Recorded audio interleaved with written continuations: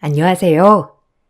평범하지 않는 삶을 살아온 제가 이제서야 정신을 차리고 글을 쓸 수 있을 정도가 되었어요. 대학교를 갓 졸업하고 지인의 소개로 만난 남편과 결혼을 결심한 지 얼마 되지 않았을 때 일이었죠.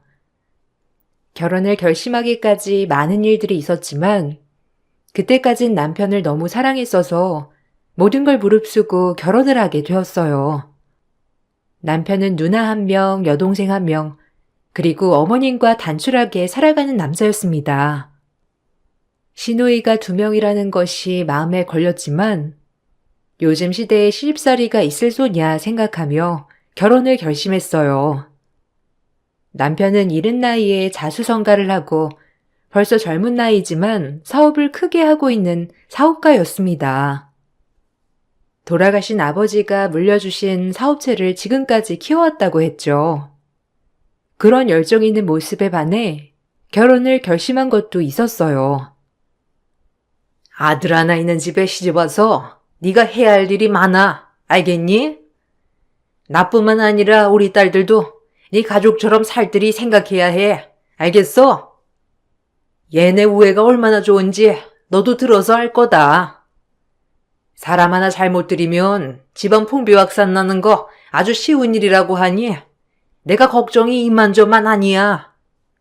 혹시라도 집안 난리 날까 봐서 네가 아주 이 집에 들어온 이상 꼭 지켜주렴. 네, 어머님 명심할게요.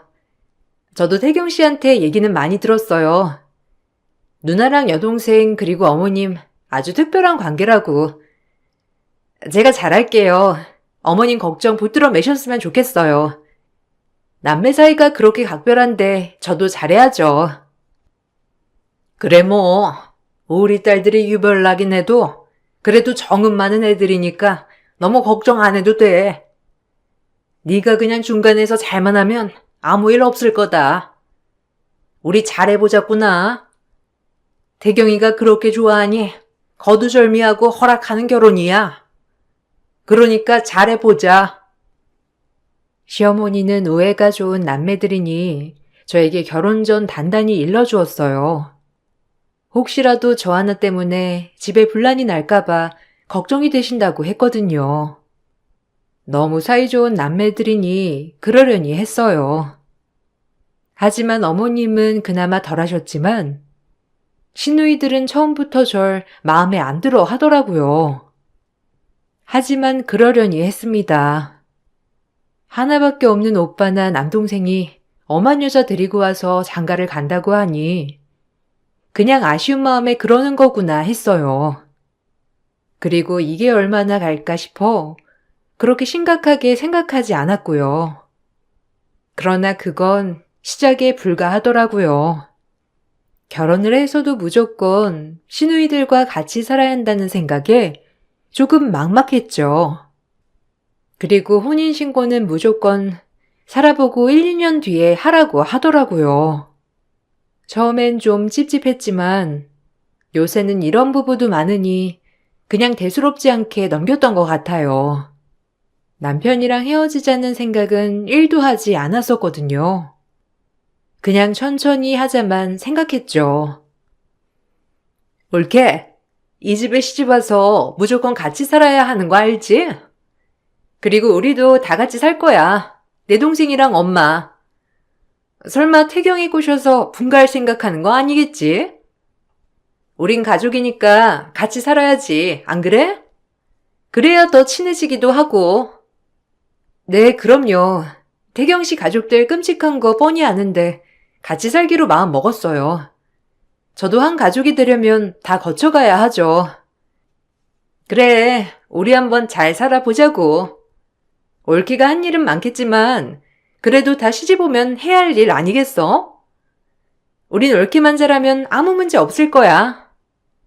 뭐 아빠가 일찍 돌아가셔서 우리가 태경이 생각하는 거 각별하긴 하지만 그래도 올케가 가운데서 역할만 잘해주면 우리 다 같이 행복해질 수 있다고. 명심해, 알겠지? 나도 잘해보고 싶은 사람 중 한 명이니까. 형님이 이렇게 말하는 게 좀 두렵긴 했지만 그래도 가족끼리 친해지면 좋을 것 같아 결혼 전 무조건 같이 사는 걸 동의하고 결혼을 진행했습니다. 그리고 저의 고생문이 열렸죠.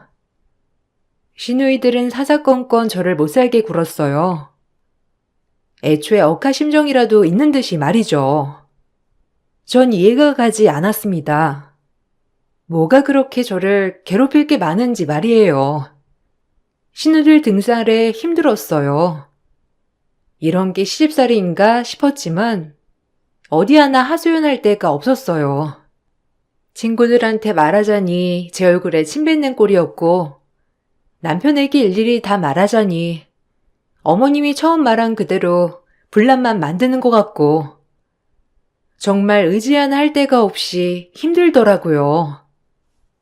아니 언니, 내가 이거 드라이 맡기라고 했지 언제 이거 빨아달라고 했어요?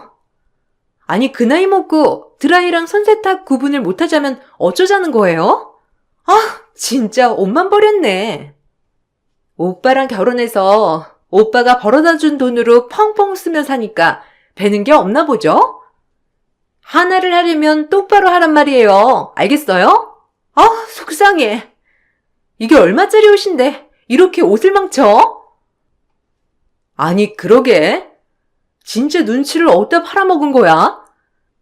드라이랑 손세탁을 구분 못해서 옷을 망가뜨려? 일부러 그런 거 아니지 올케? 네? 일부러 그랬다뇨. 전혀 아니에요. 제가 옷값은 물어드릴 테니까 화 푸세요 아가씨. 제가 실수했어요. 누가 옷값 물어달래요? 그 돈 누구 돈이에요? 오빠 돈 아니에요? 그 돈이 본인 돈도 아니면서 펑펑 써드는 꼴하고는. 아휴. 예, 그만들 좀 해라. 뭐 실수할 수도 있지. 뭐 그런 걸 가지고 그렇게 아침부터 야단이야. 세아기 너는 얼른 너 할 거 해.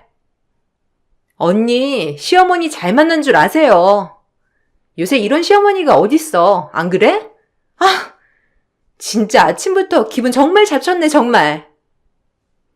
다행히 어머님이 나서주신 덕분에 아침 대소동은 멈췄지만 좀 억울하더라고요. 난 그래도 잘해보려고 했던 건데 저렇게 자매가 쌍으로 힘들게 하니 마음이 많이 안 좋았어요. 그 정도로 신우들은 예민한 성격들이었죠. 신우가 하나 있어도 힘든데 둘이나 있으니 더 힘들더라고요. 반복되는 집안일에 너무 지쳐 어느 날은 아침에 늦잠을 자게 되는 날이 있었어요. 시집가고 처음 늦잠을 자게 되던 날 정말 상상을 초월하는 후폭풍이 몰아닥쳤습니다. 자고 있는데 날벼락을 맞았거든요. 올케, 안 일어나고 뭐해? 지금 엄마가 밥 차리는 거 안 보여? 며느리가 시집 왔으면 집안일을 해야지. 어떻게 늙은 시엄마 보고 밥을 하라고 할 수가 있어? 얼른 일어나서 밥 안 해? 나 이 꼴 다시 한 번만 보면 못 참을 줄 알아? 알겠어? 얼른 일어나 당장. 깜빡 늦잠을 자서요. 아니 근데 형님, 그럼 형님이 좀 하시지. 그걸 꼭 그렇게 말씀하셔야겠어요? 그리고 제가 매번 늦게 일어난 것도 아니고 지금 이렇게 딱 한 번 늦잠 잔 건데 정말 너무하세요. 저도 사람이에요, 형님. 뭐야? 남자 잘 만나서 남편 돈으로 호요식하는 게 누구야? 올케 아니야? 그럼 올케가 해야지. 그 돈으로 제일 누리는 게 누군데?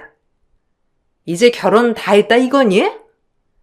우리 태경이 이만큼 사업할 수 있었던 거 다 우리 덕이야. 알아? 그 덕을 보고 있는 게 올케고.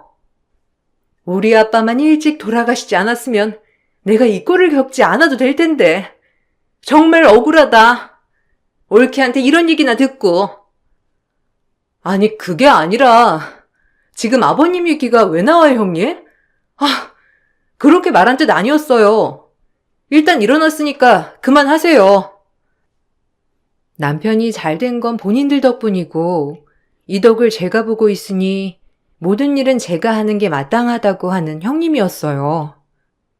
전 너무 어이가 없었지만 그날 아침에 일어나서 결국 제가 밥을 모조리 차렸죠. 하지만 시누이는 그것조차 마음에 안 들다는 듯이 저에게 또다시 핀잔을 주며 말하더라고요. 정작 이럴 때 제 편이 되어줄 거라 생각했던 남편은 호구처럼 입을 다물더라고요. 남편이 이 집 아들인지 호구인지 모를 정도로 잡혀 사는 것 같은 느낌이 매번 들었지만 워낙에 착한 남편이니 누나나 동생 그리고 엄마에게 찍소리도 못하고 사는구나. 정말 답답하다 이 정도 느낌이었죠. 좀 안타까운 마음도 사실 들었고요. 아니 언니, 엄마 두부조림 좋아하는 거 알아요? 그게 뭐가 어렵다고 그거 하나 안 올려놔? 오늘 저녁에 두부조림 좀 해줘요. 예, 됐어. 그냥 나중에 먹으면 되지. 이것도 훌륭하게 차렸건만. 세아기야, 너도 여기 앉아서 밥 좀 먹거라. 같이 먹자. 되긴 뭐가 돼. 엄마가 이렇게 잘해주니까 언니가 당연한 줄 알잖아. 며느리가 이 정도는 해야지. 안 그래, 오빠? 에이, 두부조림. 내가 오늘 엄마가 좋아하는 데 가서 살 테니까 너무 그러지 마라. 너네 언니 숨 막혀. 오빠, 벌써부터 언니 편드는 거야? 내가 뭐 말도 안 되는 거 요구하는 것처럼 말하네? 아, 변했어 정말 오빠도. 아빠가 살아계셨으면 우리가 이런 대접 받았을까? 아, 오빠 하나 믿고 지금까지 살아왔는데 이제 오빠도 새언니 만나서 변한 거야. 안 그래? 내가 혹시 새언니 힘들게 할까봐 미리 이렇게 얘기하는 거지? 너무한다. 새언니 좋겠어요 아주. 시누이는 남편 말에 기분이 나빴는지 방으로 쏙 들어가 버리더라고요. 정말 어이가 없었지만 그럼에도 불구하고 시댁과 잘 지내보고 싶은 마음에 그날 두부를 사다가 어머님이 좋아하는 두부조림을 해다 올렸죠. 하지만 형님은 그 두부조림을 먹자마자 비웃듯이 얘기를 하더라고요. 정말 이런 시집살이가 또 있나 싶을 정도로 암흑 속의 나날이었어요. 힘든 나날이었고요. 오히려 이런 생각이 들었습니다. 나보고 알아서 나가 떨어지라고 다들 이렇게 있는 힘껏 날 몰아내는 건가 싶은 마음이요. 아니 이걸 먹으라고 한 거야?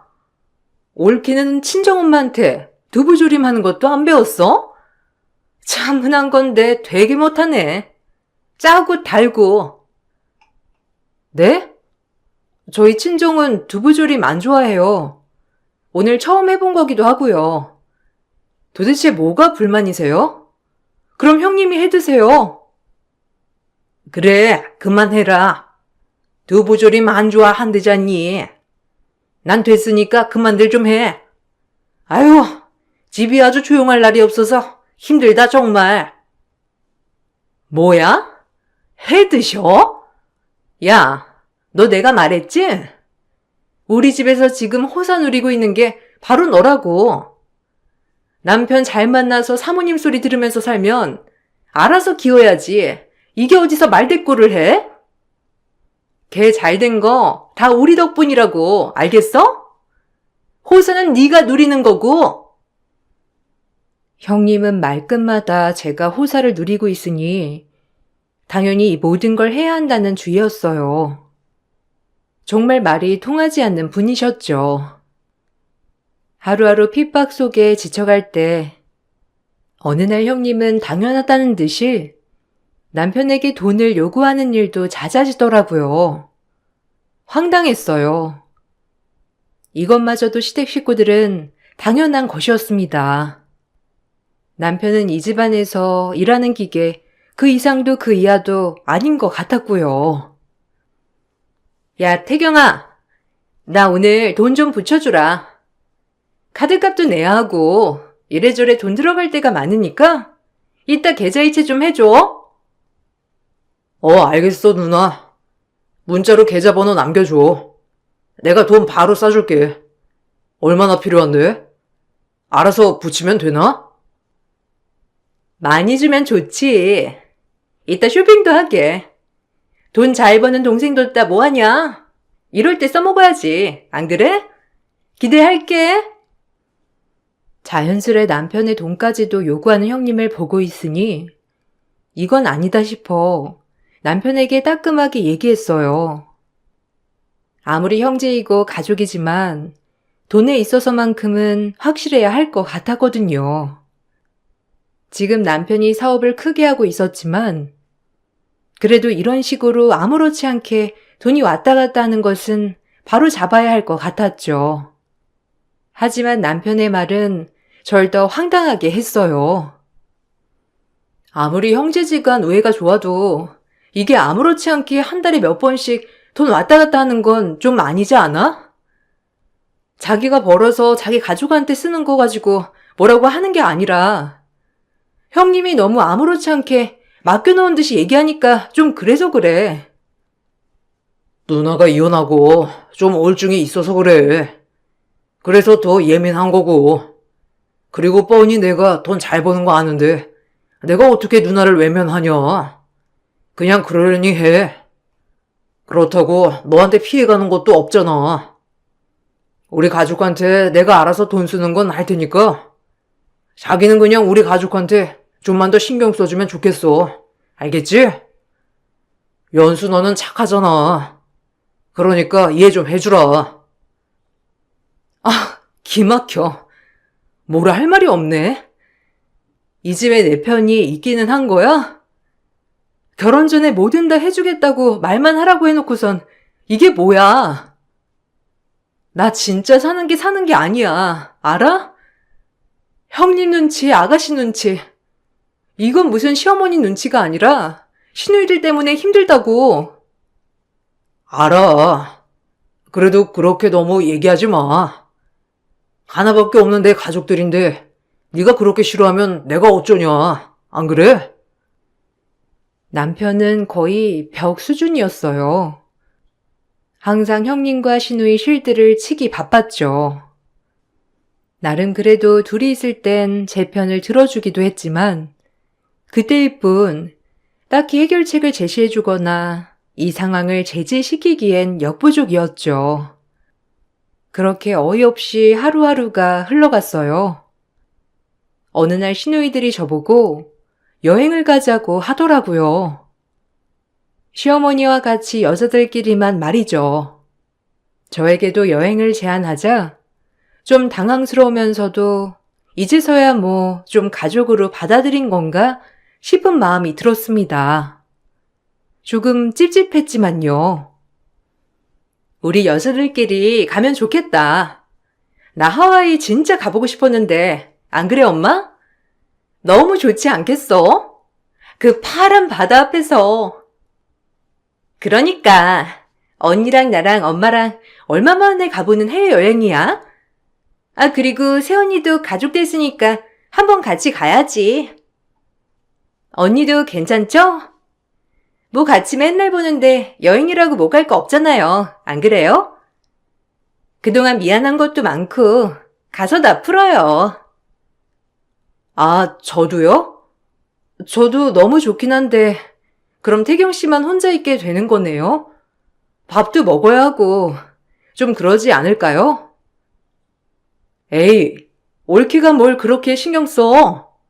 태경이는 알아서 잘 먹을 건데. 그래, 그동안 우리가 좀 미안한 것도 많고 사실 예민한 부분도 많았긴 해. 그거 다 사과도 하고 싶고 진짜 가족으로 잘 지내보자고 가는 거니까 빼지 말기다. 돈 걱정은 말고. 그래, 다 같이 가면 좋겠다. 넷이서 좋은 거 많이 먹고 구경도 많이 다니고 얼마나 좋니 이 기회에 안 그래? 갑자기 친절하게 저와 같이 여행을 가자고 하는 시누이와 형님 그리고 어머님을 보자니 복잡한 마음이 들었지만 그동안 저한테 그렇게 적대적으로 굴었던 게 미안해서인가 싶었어요. 그리고 본인들도 사과하겠다고 하니 선뜻 마음이 열리더라고요. 그렇게 저희는 하와이 일정을 짜기 시작했습니다. 남편도 제가 이렇게 본인 가족들과 잘 어울려 지내려고 하니 기분이 좋아 보였어요. 너무 보기 좋다. 안 그래? 그래도 누나랑 엄마 그리고 세희가 신경 많이 써주려고 하잖아. 자기도 마음 좀 풀어줘. 그래야지. 그래도 이번 기회에 이렇게 친해질 것 같아. 아무래도 여행도 가자고 하는 거 보면 좀 마음 좀 나한테 여신 건가 싶기도 하고, 안 그래? 너무 기대돼. 아무래도 불편하겠지만 최대한 자매처럼 잘 놀다 와야지. 걱정 마.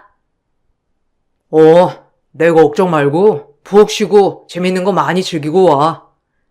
진작 이런 자리를 만들 걸 그랬나 봐. 너무 보기 좋고 기분 좋다. 남편은 결혼 후 우리끼리 이렇게 여행을 간다고 하니 그 어느 때보다 좋아하더라고요. 그리고 저희는 넷이서 여행을 가게 되었어요. 여행을 가자고 하는 순간부터 시어머니 그리고 시누이들이 나긋나긋해져서 하나의 트러블도 없이 여행을 하게 되었죠. 5박 7일 일정 속에 즐거운 여행이라고 생각했어요. 그 일이 있기 전까지 말이죠. 넷이서 SUV 차량을 렌트해서 여행 내내 다녔는데 여행을 하던 도중 밤길에 신호를 기다리다가 갑자기 반대편 차선에 있던 차 한 대가 역주행을 하더니 그대로 저희가 탄 차량을 덮친 게 아니겠어요? 전 그때 이후로 기억을 잃었고 눈 떠보니 병원이었습니다. 아무 보호자도 없이 말이죠. 눈 떠보니 한참을 누워 있었고 두 다리 골절에 골반까지 골절되어 꼼짝할 수 없는 지경에 이르렀죠. 무엇보다 말도 통하지 않는 병원에서 저 혼자 이렇게 덩그러니 치료를 받고 있다는 게 더욱더 무서웠어요. 수면 진통제 때문에 정신이 없는 와중에 다행히 한국 변호사와 연락이 닿아서 결국 무사히 한국에 들어올 수 있었어요. 3개월의 재활이 필요하다는 의사의 소견에 입원 후 재활치료에 전념하였죠. 그 사이 하와이에서 난 교통사고를 변호사님은 수습 중이었고요. 그래도 그쪽에서 사고 난 거 뒷수습이랑 병원비는 해결했어요. 근데 그 사고 낸 쪽이 한국인이더라고요. 영주권이 있는 한국인이긴 한데 그래도 좀 이상한 점이 많아서 일단 알아보고 있는 중이에요. 병원비랑 해서는 그쪽에서 순순히 다 내준다고 하더라고요. 합의만 해달라고. 뭐 이렇게 될 줄 몰랐다나? 하여튼 또 보고해드릴 테니 일단 캐치하시길 바랄게요. 네, 감사합니다, 변호사님. 근데 같이 갔던 일행들이 다 안 보여서 그것도 좀 이상하고 남편도 전화를 안 받네요. 그래요? 아니, 근데 듣기론 그날 병원에 들어온 환자는 연수 씨밖에 없더라고요. 일단 그 부분은 더 알아볼게요, 제가. 사고가 나고 한참 연락이 안 되는 남편이었어요.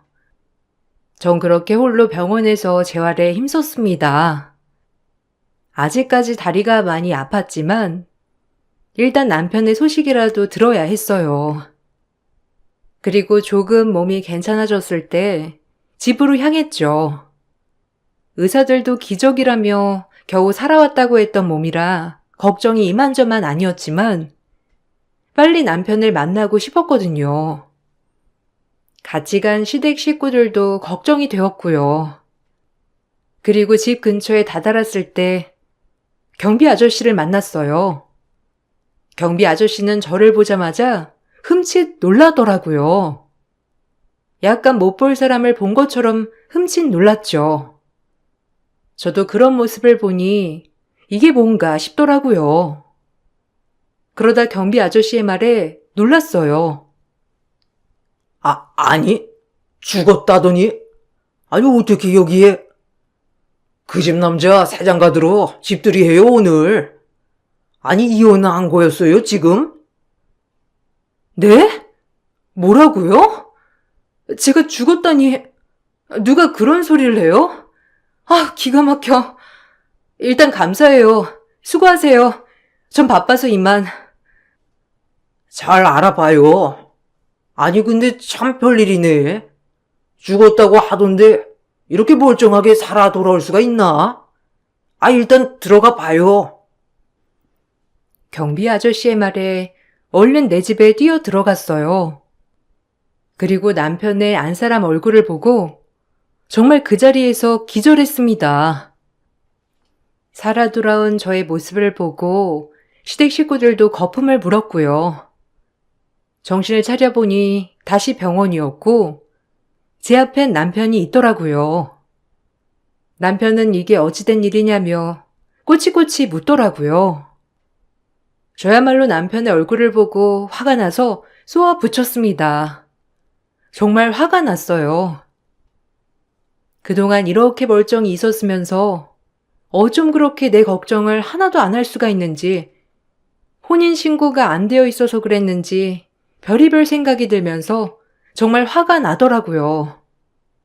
하지만 남편은 정말 아무것도 모른다는 표정으로 저에게 어찌된 일이냐고 하더라고요. 당신이야말로 어떻게 된 거야? 내가 지금 무슨 일을 당했는 줄 알아? 아니, 어머님이랑 아가씨 그리고 형님은 또 어떻게 된 거고? 나 하와이에서 교통사고 당했어. 근데 어떻게 형님이랑 어머님 그리고 아가씨는 멀쩡해?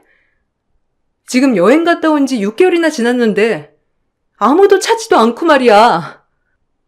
내가 한국 어떻게 나왔는 줄 알아? 자기는 나 어쩜 찾지도 않을 수가 있어?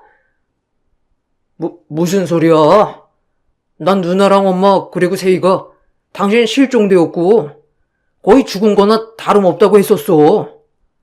그리고 자 봐, 이 사진.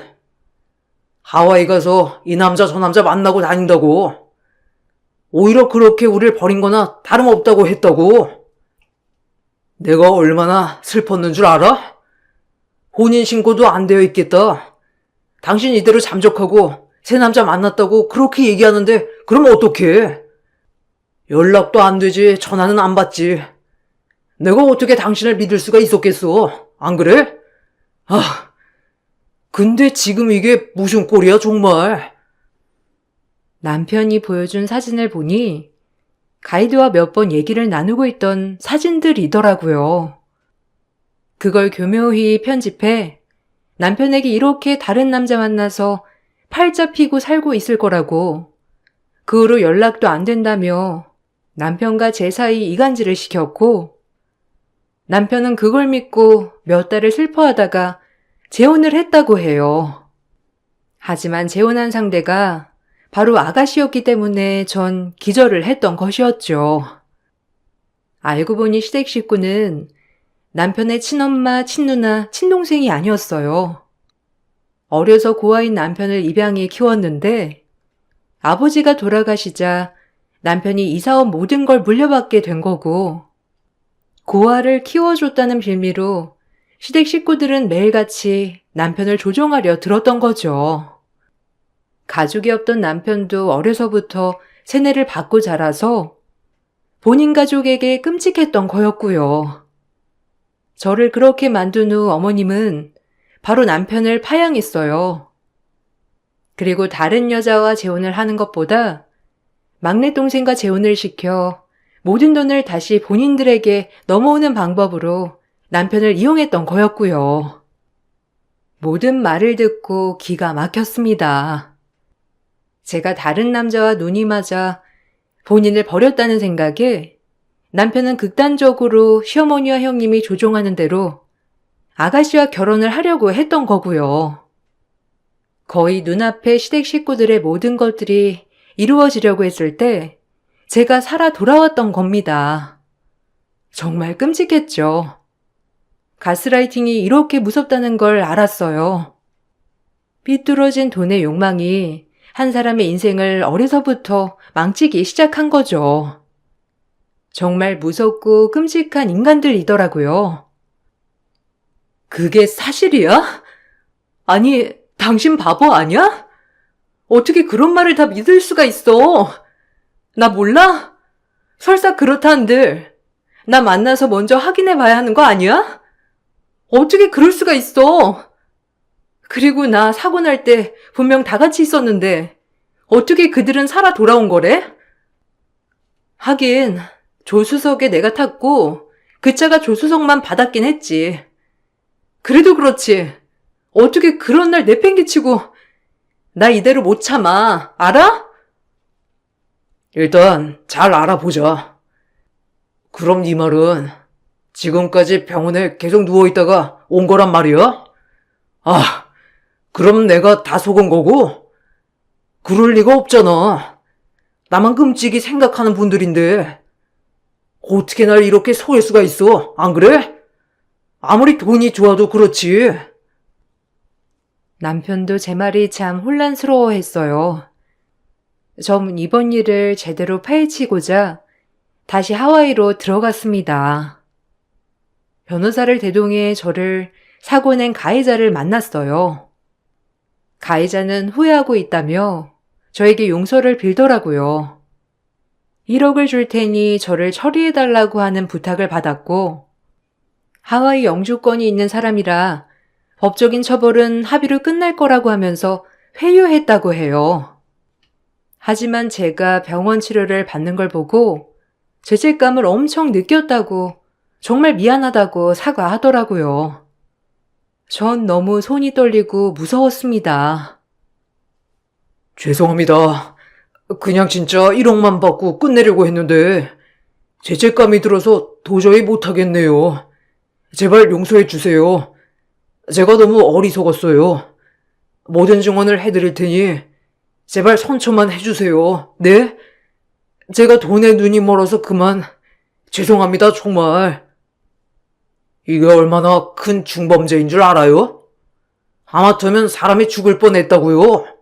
참나, 기가 막혀서. 아무리 돈이 좋아도 그렇지. 일단 이번 사건은 보통 그냥 단순 교통사고가 아니니까 법대로 처리할게요. 증언해 주시고 아마 법적 처벌은 피해가지 못할 겁니다. 망연자실했어요. 저를 없애고 본인 막내딸과 저희 남편을 결혼시킬 생각을 했다는 게 소름이 돋더라고요. 남편에게 가해자의 증언 영상을 보여주니 남편도 충격을 받은 듯해 보였어요. 이제서야 각성을 한 것 같이 보였죠. 그리고 저희는 그 길로 바로 시댁에 들어가 집을 엎어버렸어요. 시댁은 제가 그날 도착했을 때 모든 걸 예상했다는 듯이 오히려 더 뻔뻔하더라고요. 다 들었어요. 인간 같지도 않은 것들. 감히 남편을 평생 족쇄로 삼고 이러지도 저러지도 못하게 만들어? 그리고 나를 죽이려고 하고 남편을 결국 사이로 맞아? 어떻게 이렇게 끔찍해?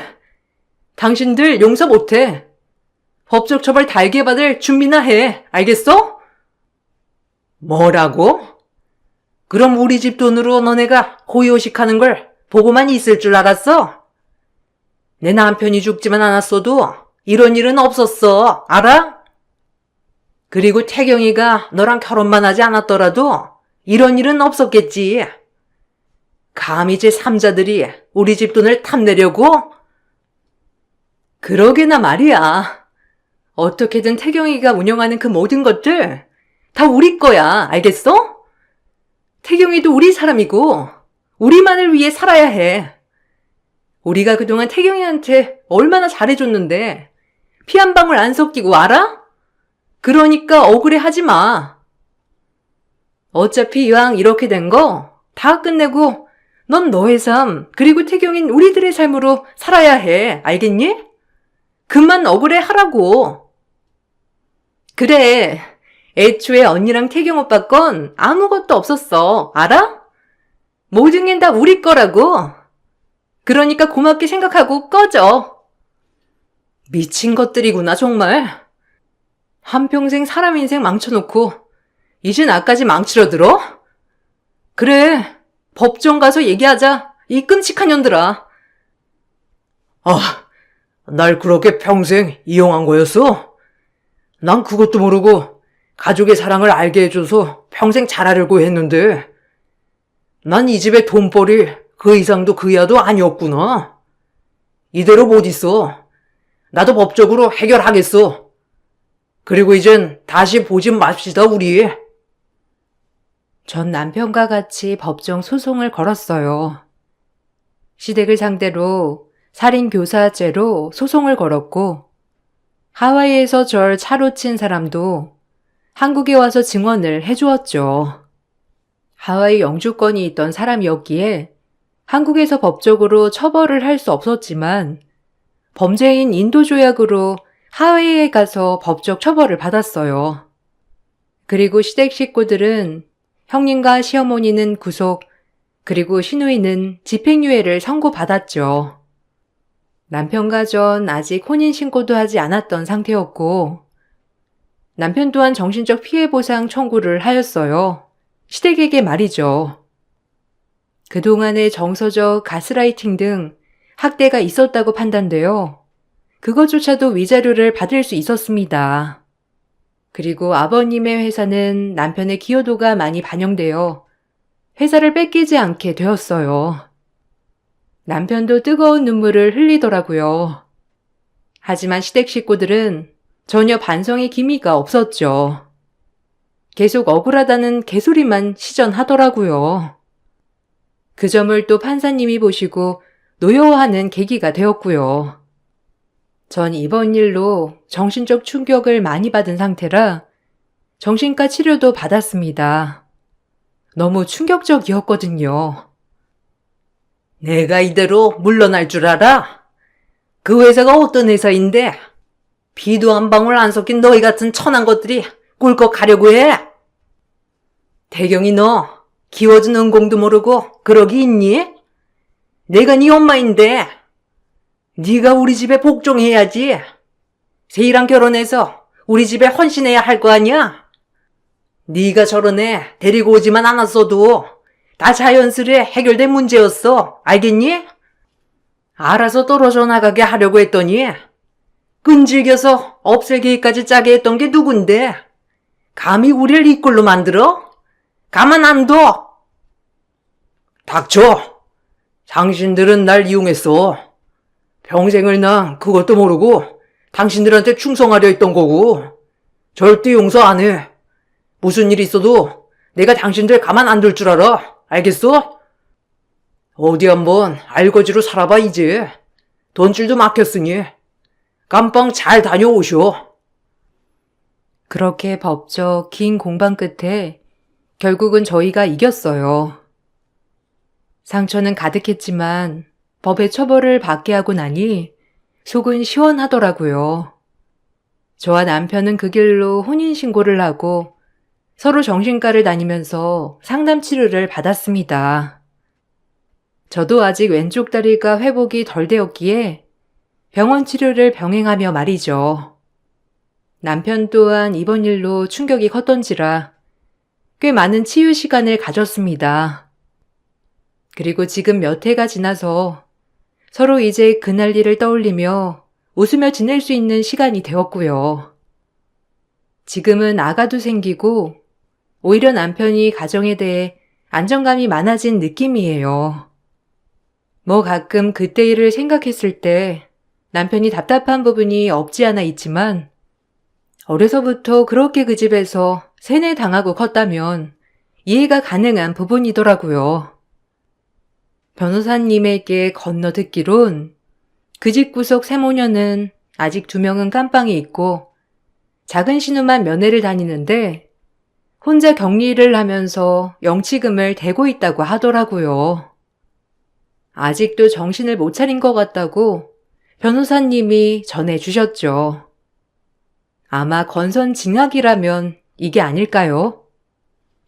큰 욕심을 취하려다 모든 걸 잃게 된 모습을 보니 사실 후련하기도 합니다. 정말 인생에 이런 일이 한번 있을까 말까한 일이지만 저에게 생겼다는 게 놀라울 뿐이네요.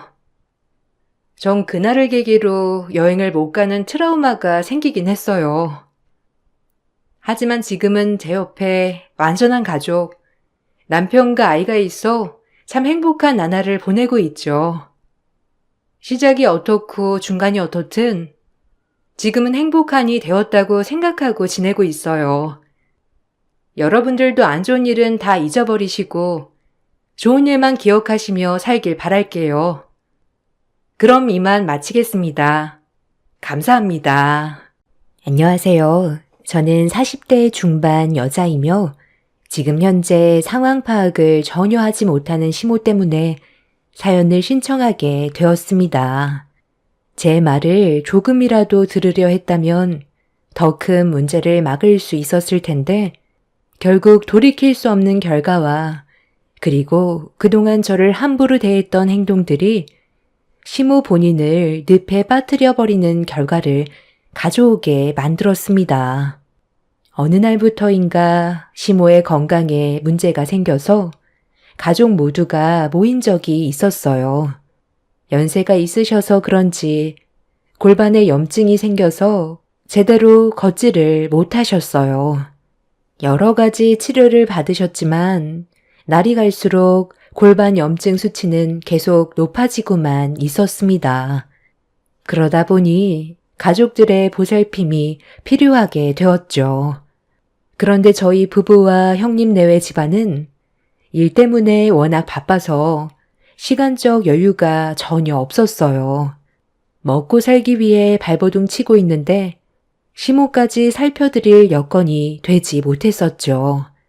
그러다 보니 아주버님은 요양원 얘기를 안 꺼낼 수가 없었습니다.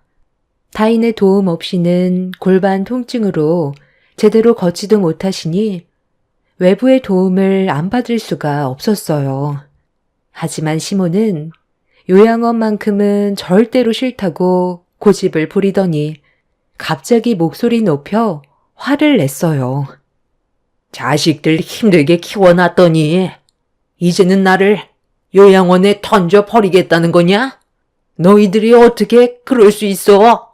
엄마가 이 집 놔두고 그런 곳에서 살고 싶겠어? 아, 그럼 어떡해요? 상황이 안 되잖아요. 어머니가 고집 부린다고 해서 해결될 수 있는 문제가 아니에요. 가족들 모두가 일 때문에 엄청 바쁜 거 알면서 요양원에 가지 않겠다는 말이 나와요? 시설 좋은 곳으로 보내드릴 테니 일단 몸이 좋아질 때까지는 거기에 잠깐 계세요. 나중에 건강을 되찾으면 다시 들어오시면 되는 거잖아요.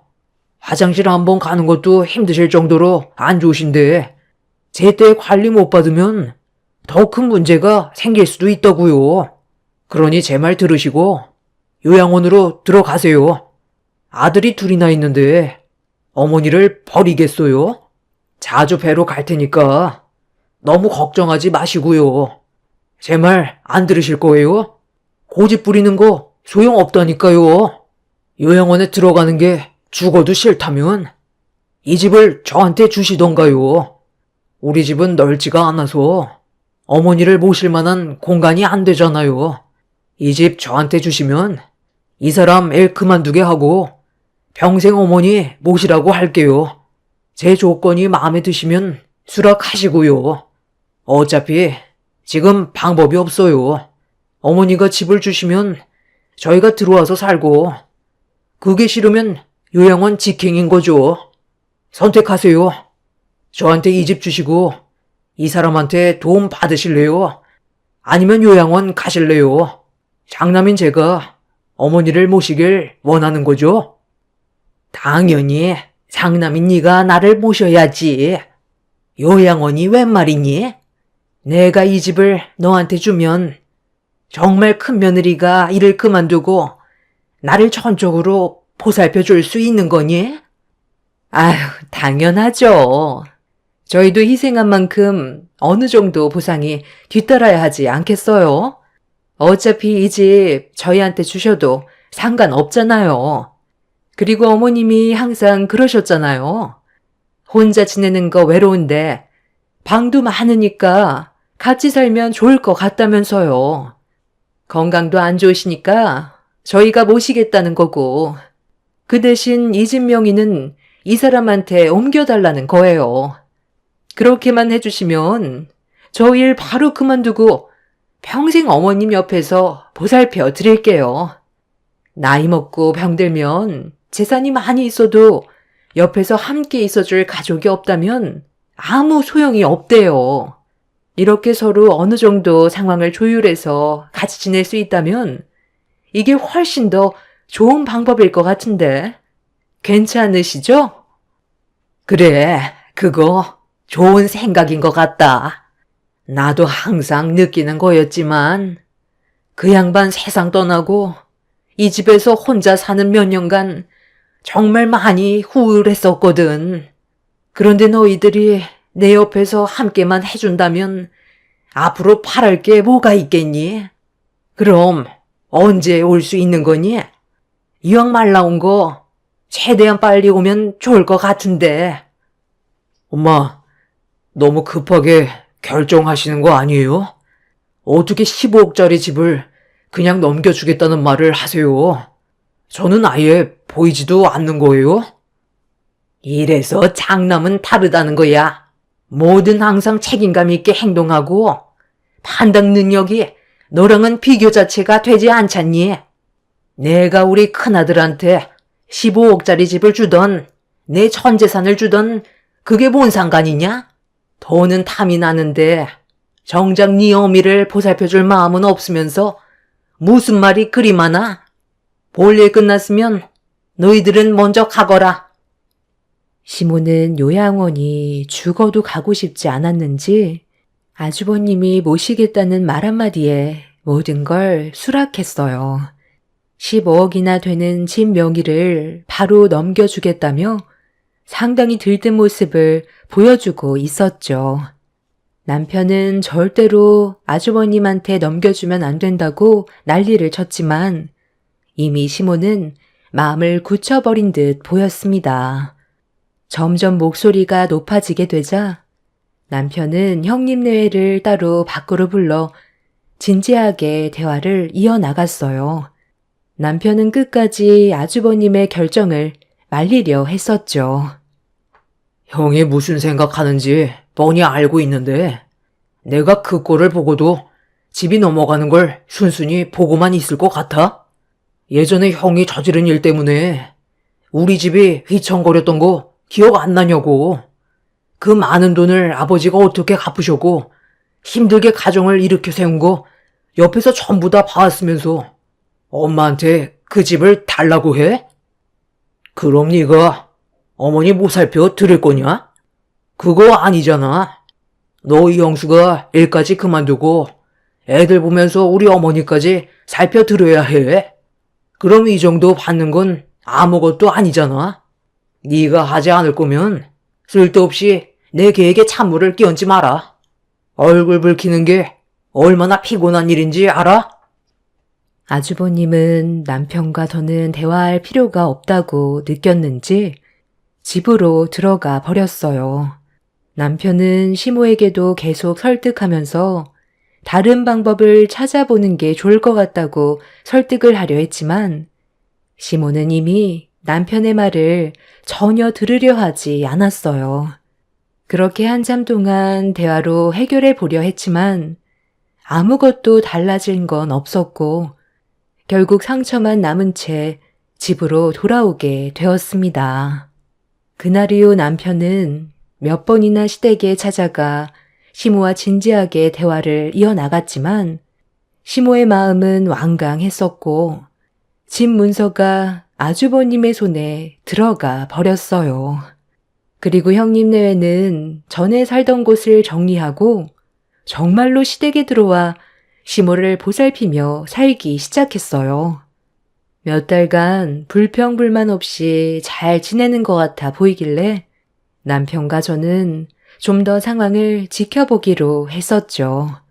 그런데 항상 저희 부부가 느끼고 있었던 불안함은 예상한 대로 터지게 되었고 어느 날 형님네회가 시모를 모시고 연락도 없이 저희 집에 왔을 때 결국 우려했던 사건이 터져버리게 되었네요.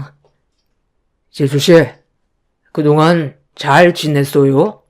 며칠간만 저희 어머니 좀 부탁하려고 왔습니다. 내가 볼 일이 좀 있는데 집사람을 데리고 지방에 좀 다녀와야 하거든요.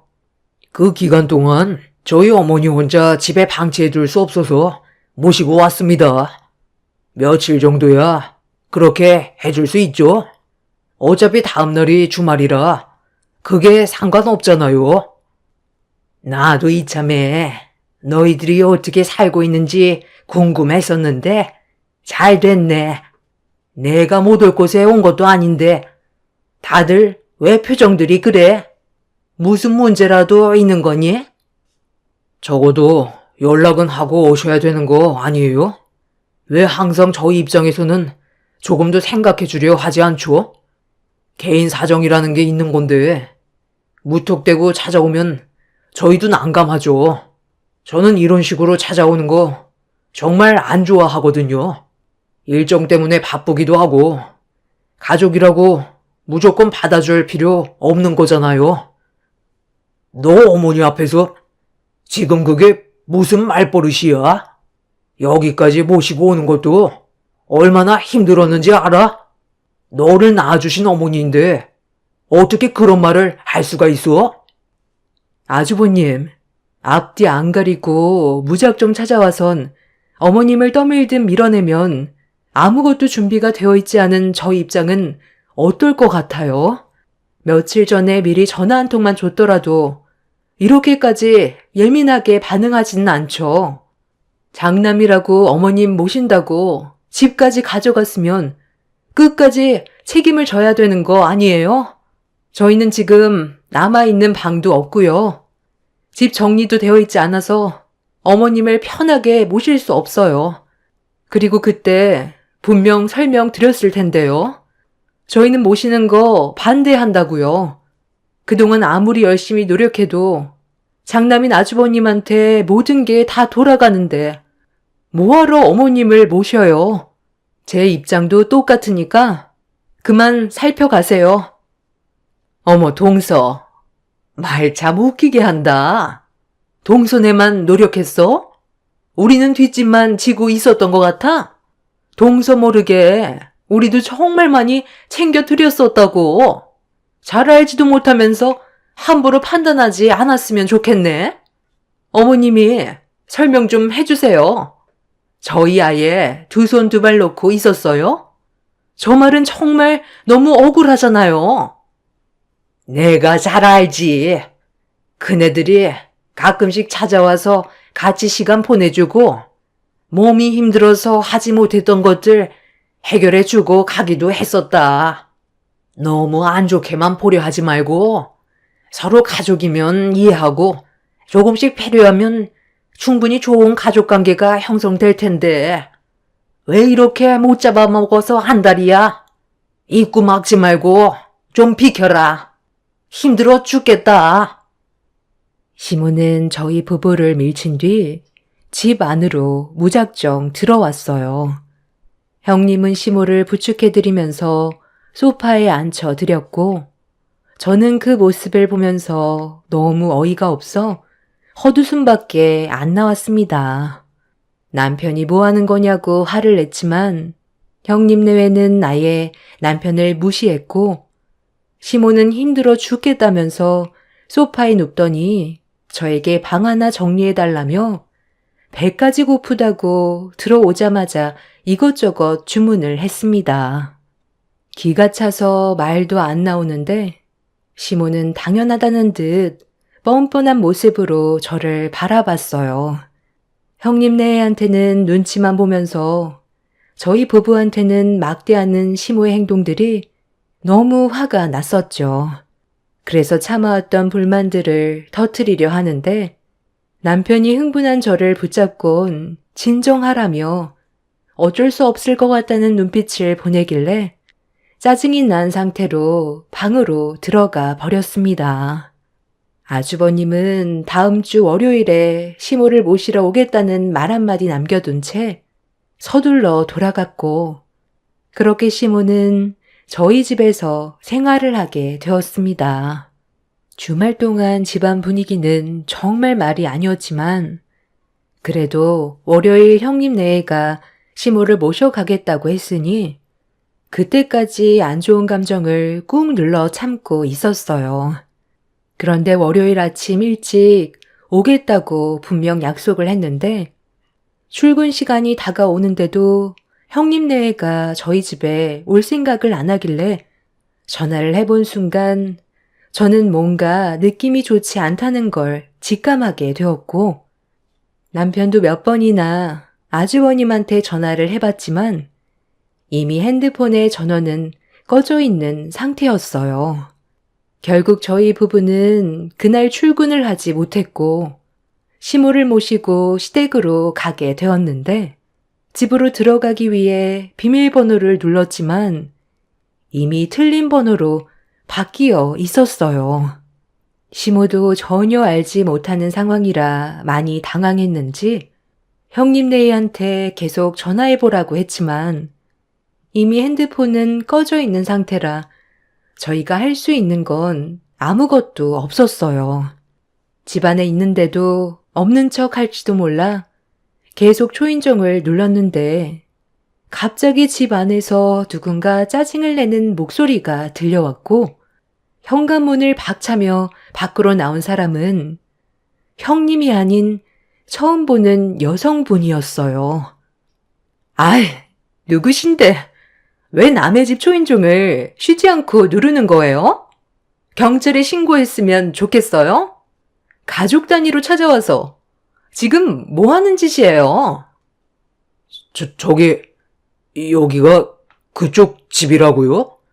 여긴 저희 엄마가 계속 살고 계셨던 집이었는데, 뭔가 착각하고 계신 거 아니에요? 잠깐 집안에 들어가 봐도 될까요? 나 참, 그쪽이야말로 착각하는 것 같은데요. 저희는 이 집을 부동산에서 직접 계약을 하고 정식적인 절차 밟고 이사 온 입주민이에요. 그쪽 집안 사정이 어떻든 저는 돈을 지불하고 이 집을 구매한 거라고요. 이삿짐 정리하느라 온몸이 쑤셔서 힘들어 죽겠는데 아침부터 피해주지 말고 그만 가세요. 현관문이 다시 닫히자마자 시모는 형님네의 행동에 너무 큰 충격을 받았는지 그 자리에서 주저앉았고 넋이 나간 얼굴로 현관문만 멍하니 바라보고 있었습니다.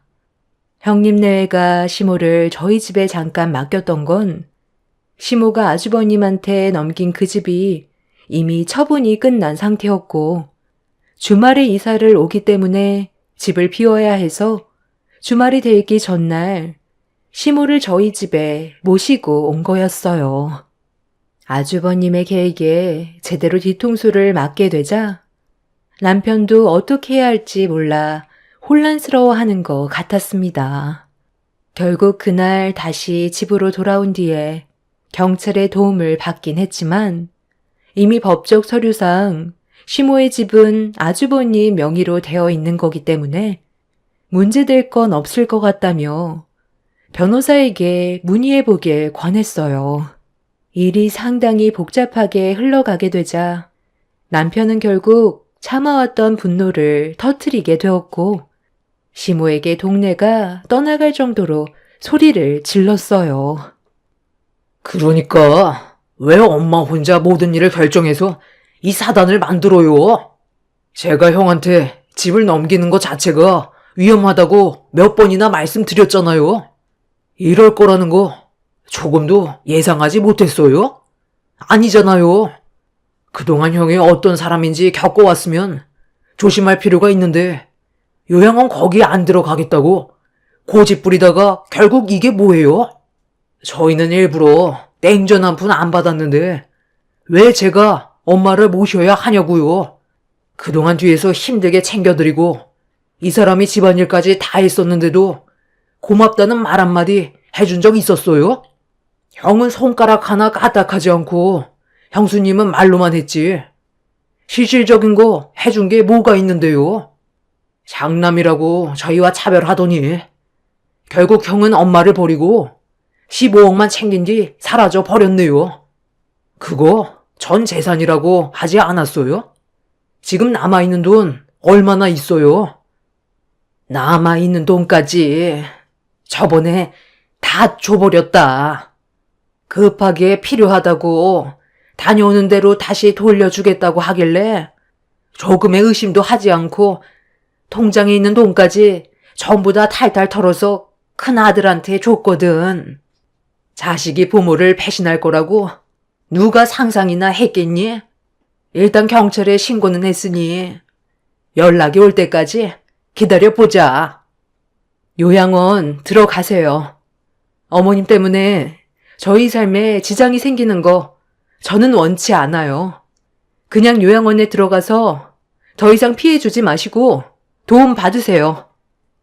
요양원에 들어가는 건 절대 싫다. 그런 시설에 들어가면 그 사람한테 눈치 보이고 잘 따르지 않으면 해코지 한다는데 내가 자식이 없는 것도 아니고 거길 왜 들어가야 하는데? 나는 이 집에 끝까지 붙어 있을 거니까 너희들이 날 책임져라. 너도 내 아들 데리고 갔으면 이 정도는 감수해야 되는 거 아니니?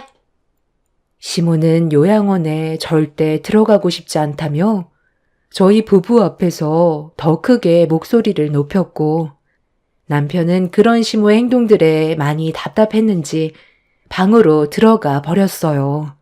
저도 남편의 뒤를 따라 들어가려 하자 시모는 저를 불러 세우더니 계속 배가 고프다며 밥상 좀 차려달라고 보챘습니다. 남편과 제 속이 뒤집어진 건 알면서도 시모는 배고픈 게 우선이었는지 밥 달라고 짜증을 내길래 그런 목소리조차 듣고 싶지 않아 대충 차려드린 뒤 방으로 들어왔습니다. 남편은 한숨을 쉬면서 아주버님한테 반복해서 전화를 했지만 핸드폰 전원은 계속 꺼져 있었고 해결할 수 있는 게 아무것도 없으니 답답할 뿐이었죠. 그렇게 시모는 장남에게 전 재산 15억 집을 뺏기고 아무것도 남아있지 않은 맨몸으로 저희 집에서 신세를 지게 되었고 안 좋은 감정 상태로 지내다 보니 서로가 주고받게 되는 말들 또한 부드럽지는 않았어요. 그래도 저는 할 도리 다 하면서 주어진 상황에 맞게 최선을 다하고 있었는데 시모는 그런 제가 마음에 들지 않았는지 차려진 음식들을 바라본 뒤 마음에 들지 않는다면서 저에게 한마디 했습니다. 바쁜 시간 쪼개가며 최대한 챙겨드리려 노력했는데 돌아오는 건 욕밖에 없다 보니 저 또한 좋은 말이 나올 수가 없었고 시모는 힘들게 차려드린 밥상을 뒤집어 엎으며 저에게 밥그릇을 던져 버렸어요. 내가 지금 너희 집에서 살고 있는 것도 서러워 죽겠는데 이딴 걸 음식이라고 내어준 거냐? 지나가는 거지도 안 먹겠다. 당장 다시 새로 차려내와라. 정말 가지가지 하네요. 애들 앞에서 지금 뭐 하는 짓이에요? 일도 바쁜데 회사에 눈치 봐가면서 남들보다 일찍 퇴근해서 애들 챙기고 정신없이 저녁 차려드렸으면 그냥 드시면 되지. 애들 밥 먹고 있는데 밥상을 엎어야 했어요? 어머님은 제가 얼마나 참을 수 있을 거라 생각하세요? 저 지금 거의 한계까지 도달했어요. 살짝만 건드려도 터지기 일보 직전인데 괜히 후회할 일 만들지 말고 제가 해드리는 거 그냥 드세요. 어머님이 큰소리칠 입장이 아니신 거 잘 알고 있으면서 이런 식으로 나오면 저 정말 못 참아요. 한 번만 더 애들 보는 앞에서 밥상 엎으면 그땐 어머님이고 뭐고 없다고요. 내가 이래서 너를 싫어하는 거야.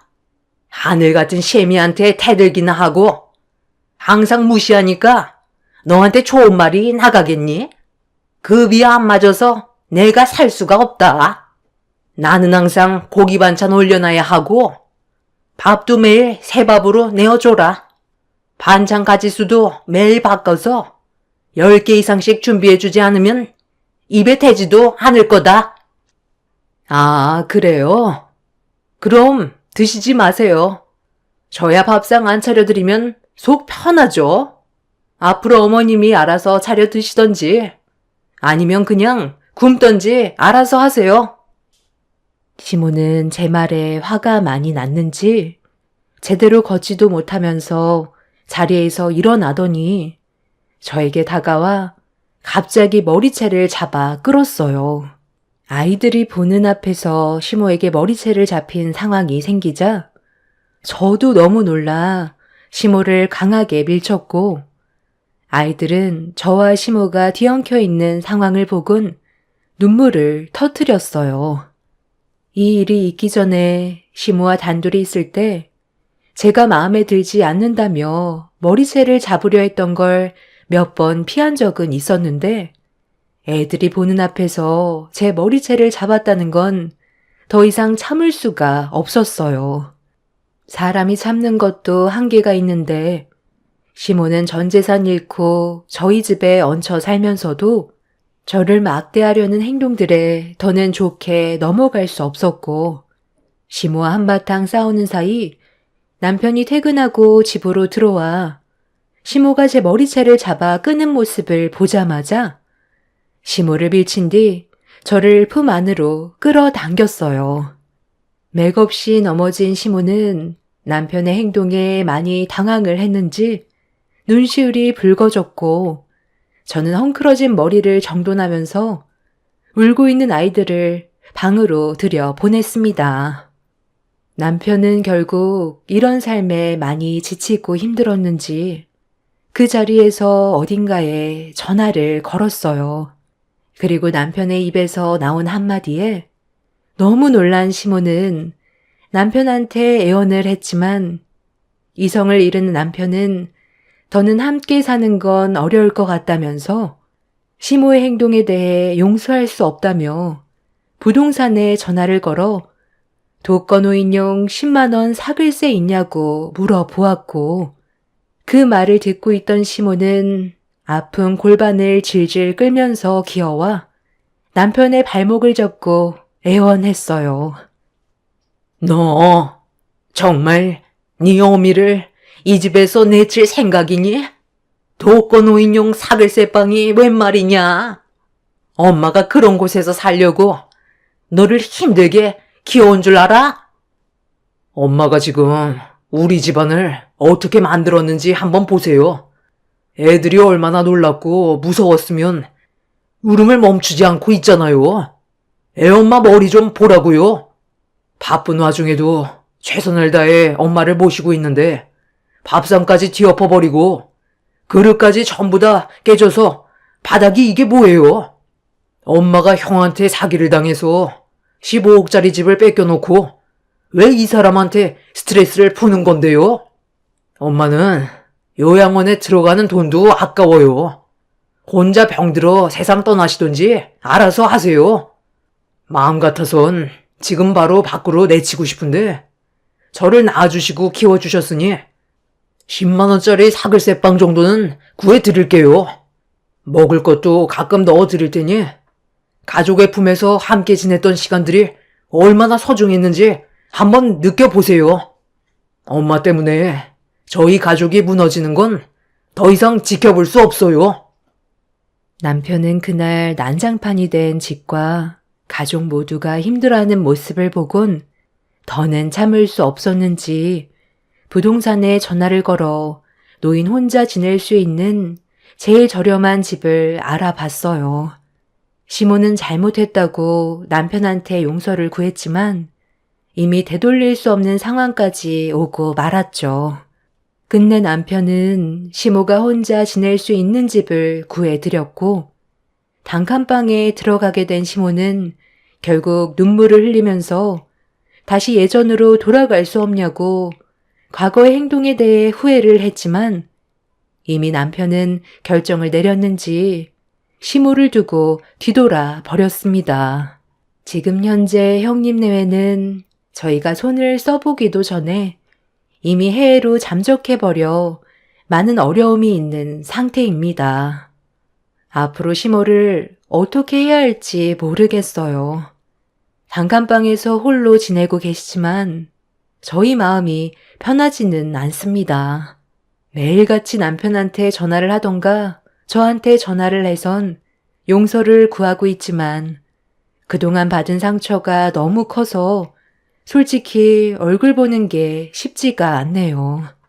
남편이 오죽했으면 시모를 발만 뻗고 잘 수 있는 작은 원룸으로 보내버렸겠어요. 요양원으로 보내드리는 게 제일 좋은 방법인 것 같긴 하지만 남편은 그 돈조차도 아깝다며 자식 말을 듣지 않아 생기게 된 일이니 혼자서 감당하게 놔두라고 분노를 삭히지 못하고 있네요. 이런 안타까운 상황을 어떻게 헤쳐나가야 할지 잘 모르겠어요. 여러분들께선 저희 부부가 앞으로 어떤 식으로 이 문제들을 정리해 나가면 좋을지 의견 주시면 정말 감사하겠습니다. 사는 게 정말 쉽지가 않네요. 감사합니다. 안녕하세요. 저는 양평에 살고 있는 40대 여자입니다. 왜 하필 저에게 이런 일이 펼쳐졌는지 모르겠어요. 그저 행복하고 싶었을 뿐이었는데 이런 저에게 남편은 상처를 주었습니다. 지금의 남편을 만나기 전에 저는 한 번에 결혼을 했었어요.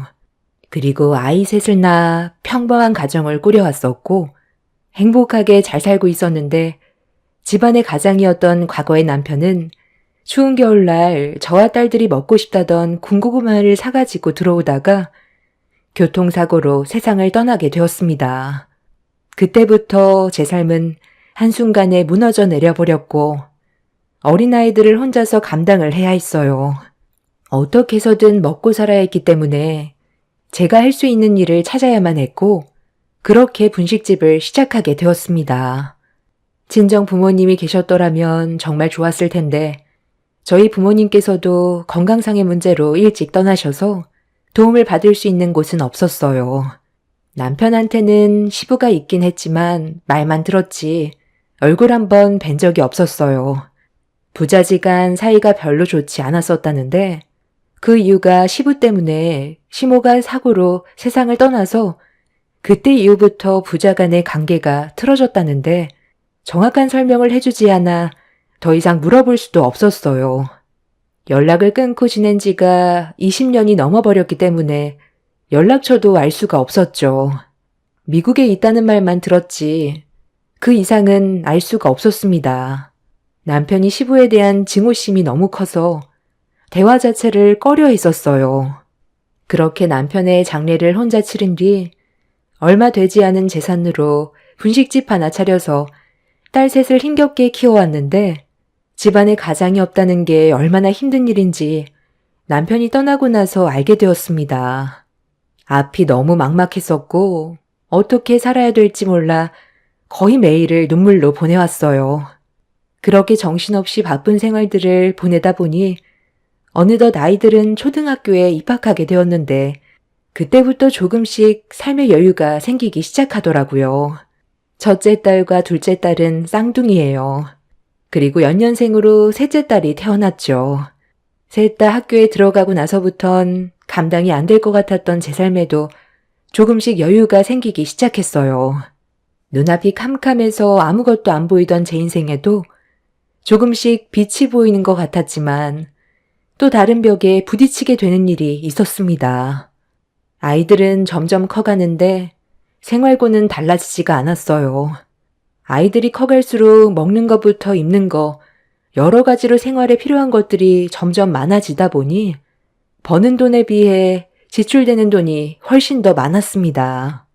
대출빚도 어느 정도 있어서 아이들을 키울 때 최대한 빚을 지고 싶지 않았는데 이게 말처럼 쉬운 문제는 아니더라고요. 절약하면서 산다 해도 기본적으로 매달 나가는 고정 지출과 입이 3개나 되다 보니 점점 더 생활이 힘들어지기 시작했어요. 그런데 이런 제 불행한 삶에 예상치 못한 한 사람이 갑자기 나타나게 되면서 엄청난 변화를 가져오게 되는 일이 있었습니다. 어느 날부터인가 저희 분식집을 자주 찾아오던 한 손님이 있었어요. 처음엔 크게 신경 쓰지 않았는데 갑자기 삶이 많이 힘들지 않냐는 말을 하기 시작하더라고요. 단골 손님이라 대화도 자주 나눴었기 때문에 제가 어떻게 살고 있는지 어느 정도는 알고 있어서 생활고에 시달리고 있다는 걸 알고 힘들지 않냐는 말을 꺼냈을 때 갑자기 눈물이 왈칵 쏟아졌어요. 남편이 떠나고 나서 그동안 앞만 보며 정신없이 달려오다 보니 저를 돌볼 시간이 없었는데 그 사람이 힘들지 않냐고 얘기했을 때 분식을 만들고 있던 제 손이 눈에 들어왔습니다. 갈라지고 부르터서 고왔던 손이 만신창이가 되어 있는 걸 보니 감정 조절이 되지 않더라고요. 그런데 눈물을 흘리고 있는 저에게 다가온 그 사람이 그만 고생하고 자기와 함께 같이 살자며 꽤 오래전부터 저를 마음에 두고 있었다는 말을 갑자기 꺼냈습니다. 전혀 예상하지 못했던 말을 듣게 된 터라 많이 당황스러웠는데 그날 이후부터 지속적으로 저에게 계속 마음을 보여주었고 그런 관심이 싫지만은 않았어요. 하지만 저는 다른 사람과 새 출발할 수 없다는 현실을 받아들여야만 했어요. 저와 아이들을 감당할 수 있는 남자는 이 세상에 없다는 걸 알기 때문에 저에게 관심이 있는 그 사람 또한 아주 잠깐의 동정일 것 같았습니다. 그래서 그 사람의 마음을 받아주지 않았는데도 끊임없이 구애하는 바람에 결국 몇 번 만나게 되었어요. 저도 힘든 삶을 살아오면서 좋은 남자 만나 행복해지고 싶었고 누군가에게 의지하고 싶은 마음이 너무 컸었기 때문에 그 사람의 관심이 싫지가 않았었죠. 그렇게 몇 번 만나다 보니 어느새 그 사람이 제 마음 깊숙이 자리를 잡게 되었고 새 출발에 대한 진지한 대화를 이어나갔어요. 그리고 결혼을 허락받기 위해 예비시댁에 인사를 하러 가게 되었죠. 정말 많이 떨렸는데 처음 얼굴을 마주하게 된 예비시모가 저를 반갑게 맞아주셨습니다. 애들이 셋이나 있다는 말을 들었을 때 꽤 당황스럽긴 했지만 그렇다고 둘이 안 만날 것도 아니니 뭐 어쩌겠어. 재혼 시켜줘야겠지. 내 아들도 이미 결혼을 한번 다녀왔었고 서로 안 맞아서 결국 이혼까지 해서 평생 여자를 안 만날 줄 알았는데 또 이렇게 좋은 인연을 만나 새 출발하고 싶다는데 내가 말릴 이유가 뭐가 있겠니? 누구나 완벽한 삶이 없듯이 둘이서 어렵게 결정한 만큼 오래오래 행복하게 잘 살았으면 좋겠다. 그게 내가 원하는 거야. 제가 처음으로 인사를 하러 갔을 때 반대를 하지 않았어요. 오히려 저와 그 사람이 행복하게 살길 바라셨죠. 저에게 아이가 셋이나 있다는데도 크게 상관하지 않았습니다. 오히려 조용했던 집안이 시끌벅적한 게 더 좋다면서 긍정적으로 바라봐 주시길래 너무 감사했습니다. 그렇게 저는 사랑하는 사람과 재혼을 하게 되었는데 그건 제 인생의 최대의 실수였다는 걸 나중에서야 깨닫게 되었습니다. 남편과 재혼을 하고 3일간은 정말 행복했었어요. 그런데 3일 뒤 엄청난 사건이 터지게 되었습니다. 오늘은 일찍 마감하자고 했었잖아. 이제 분식집은 그만하자니까. 내가 잘 벌고 있는데 왜 계속 고생을 하려는 거야? 그냥 집에서 살림만 하면 안 돼? 우리 어머니 그동안 혼자서 얼마나 외로우셨는데 당신이 집에 있으면서 좀 더 가까워지는 시간을 가져봐봐. 그리고 내가 왜 분식집을 그만두라고 하는지 알아? 파리가 너무 꼬이잖아. 내가 불편하게 생각하면 그만하면 되는 거지. 왜 이렇게 고집을 부리는 건데? 이번 달 안에 무조건 정리해. 내 말 알아들었지? 정리하는데도 시간이 좀 필요하다고 했잖아요. 식재료는 전부 소진하고 끝내야죠. 이대로 정리해버리면 얼마나 아까워요. 그리고 학생들이 분식집 닫지 말라고 하도 부탁을 해서 저도 그간 정이 많이 들었는지 쉽게 정리가 되지 않아서 그래요. 네, 손님. 여기 말씀하신 떡볶이 1인분, 튀김 1인분이요. 다음에 또 오세요. 당신 지금 뭐 하는 거야? 내가 그런 말 하지 말라고 그랬지? 뭘 다음에 또 와? 어차피 정리할 건데 내 말은 아예 들을 생각조차 없는 거야? 그리고 그 눈웃음은 또 뭔데? 당신이 이런 식으로 계속 꼬리를 치니까 남자들이 얼씬거리는 거 아니야? 한 번 말하면 좀 들으면 안 돼? 당신 원래 이렇게 가벼운 사람이었어? 나한테도 엄청 눈웃음 쳐서 내 마음 뺏어가더니 그 버릇 아직까지 못 고치고 있네? 어제도 조심하라고 분명 말을 했을 텐데 모든 과하면 문제가 일어나는 거라고? 내가 뭘 했다고 그래. 장사하면서 밝게 인사하는 건 당연한 건데 도대체 뭐가 문제라는 건지 모르겠네. 당신이 너무 예민하게 반응을 하는 것 같아. 방금 나한테 뭐라고 그랬어? 내가 한 가지는 분명히 지키라고 했을 텐데 내가 나이가 5살이나 많으니까 무조건 존대하라고 얘기했지? 이 사람이 나랑 재혼한 지 얼마나 됐다고? 벌써부터 말을 놓고 있어? 남편이 좋게 얘기하면 그냥 하면 되는 거지. 어디서 지금 말대꾸야? 내 말이 말 같지 않아? 하라면 하라고.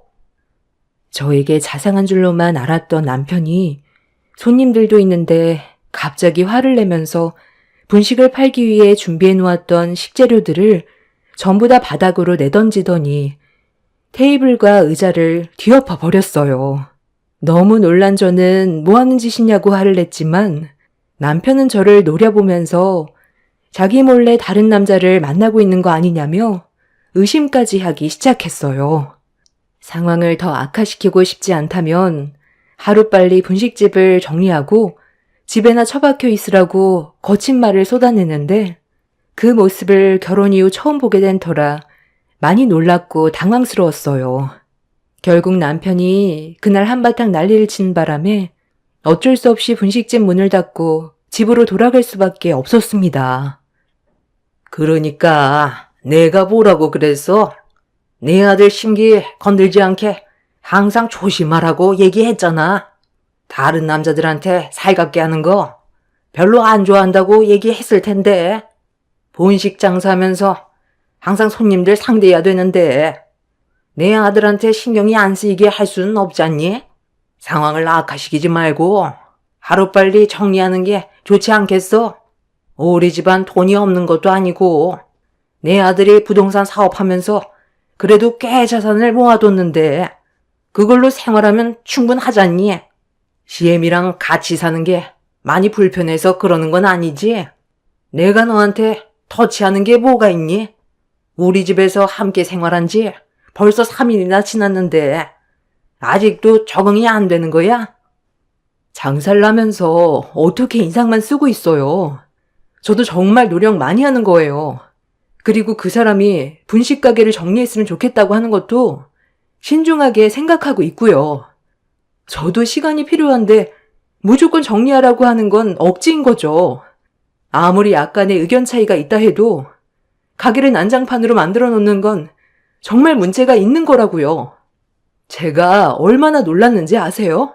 그리고 그이가 하는 행동을 보면 저와 결혼하기 전에는 원래 성격을 숨긴 건 아닌지 좀 의심스러워요. 뭐라고? 내 아들이 분식집을 난장판으로 만들어놔서 그래? 그런데 그건 네가 먼저 잘못한 거잖니? 내 아들 말을 들었으면 이런 일은 생기지도 않았겠지? 네가 잘못한 건 생각도 안 하고 내 아들한테만 문제가 있다고 얘기하는 건 아니지? 네가 내 아들의 의견을 따랐으면 그렇게 상황을 악화시켰겠니? 어머니, 저 왔어요. 당신 나랑 잠깐 얘기 좀 해. 내가 이 동네에서 발이 넓은 거 알고 있지? 내 주위 사람들 얘기를 좀 들어보면 당신이 어제 마트에서 장을 보고 있었는데 어떤 남자랑 한참 동안 웃고 떠들었었다며? 딱 봐도 같이 장 보면서 바람 피우고 있는 것 같은 느낌이 들었다는데 나한테 그거에 대해 설명 좀 해봐. 뭐? 내가 바람을 피웠다고? 당신이 지금 단단히 오해를 하고 있는 것 같은데 우리 결혼한 지 이제 막 3일 지났어. 정식으로 부부가 된 지 얼마 되지도 않았는데 무슨 바람이야. 그리고 당신만 이 동네에서 발이 넓은 거 아니야. 나도 이 동네에서 분식집을 얼마나 오래 했는데 동네 지나다니면 웬만한 사람들은 거의 다 알고 있을 정도라고. 마트에서 만났던 그분 우리 가게 단골 손님이셔. 내일 아침에 회사에서 단체로 산에 올라가는데 김밥 50줄 부탁하길래 너무 고마워서 대화 좀 나눴던 것뿐이야. 이게 뭐가 그렇게 잘못됐다는 건데? 내가 모든 상황들을 일일이 설명해 줄 순 없잖아. 내가 바람 피우고 있는 것 같다고 말한 그 사람 누구야? 쓸데없는 말로 남의 가정사에 문제를 일으킨 그 사람 얼굴 좀 봐야 될 것 같네. 나는 당신과 결혼하고 나서 지금까지 단 한 번도 문제될 만한 행동을 저지른 적이 없었다고. 당신이야말로 나를 난처하게 좀 하지 마. 아까 분식집에서 손님들 있는데 의자 집어던지고 다음날 만들어야 될 음식 재료들 전부 바닥으로 던져버린 건 무조건 당신이 잘못한 행동이야.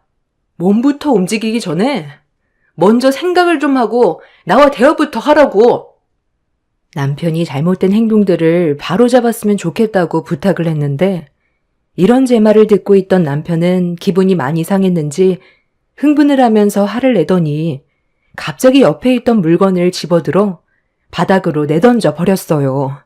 저는 진지하게 대화를 이끌어가고 있는데 남편은 그런 제 말을 아예 들으려 하지 않았습니다.